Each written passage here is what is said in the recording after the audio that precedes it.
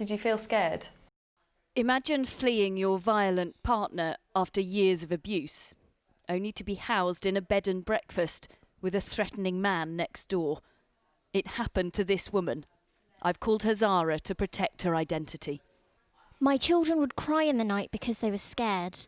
I would hear him banging on the wall.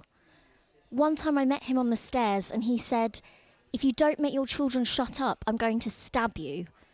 I had to go to the police and they moved him. We asked every council in England about housing applications from people citing domestic abuse as their main reason for homelessness.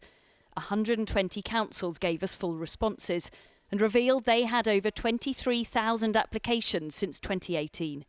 Only 34% of those were housed, and of those, the vast majority were put up in accommodation like B&Bs, hostels and hotels, places without specialist support and often unregulated. That's 71% of those who were housed. They're worrying findings for people working with domestic abuse victims.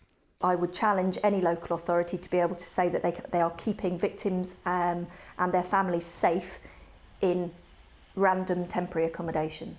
A specialist approach is required, and where it's not happening, those women or men potentially are being taken away from everything they know, put into a situation where they don't have the relevant support.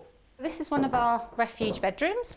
Refuges carry out thorough risk assessments. They provide essentials, make safety plans and help with emotional support too.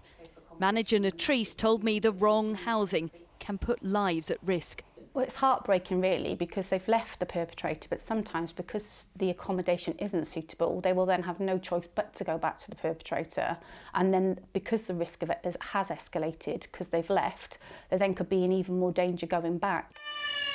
Refuges like this one have been under even greater strain due to COVID and the impact on victims of being locked down with their abusers. When restrictions were lifted in early summer, they had an influx of calls and referrals. In June, they were up 43% on average. In August, up 63%. And many of those coming through have increasingly complex needs because of the trauma of lockdown. It all highlights the need for appropriate housing.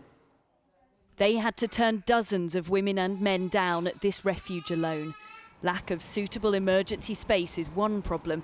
Lack of permanent housing stock for those who need to move on is another. Like Anna, who told me she was dismissed by the council after 6 months in refuge. The letter that my key worker wrote said that my contract is finishing and this lady is coming and asking for accommodation. Please help her. But he didn't care.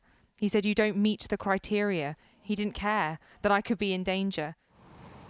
Anna was eventually housed in a flat by a charity. She bypassed the council entirely. It's been 2 years in limbo and highlights how the housing crisis is affecting the most vulnerable.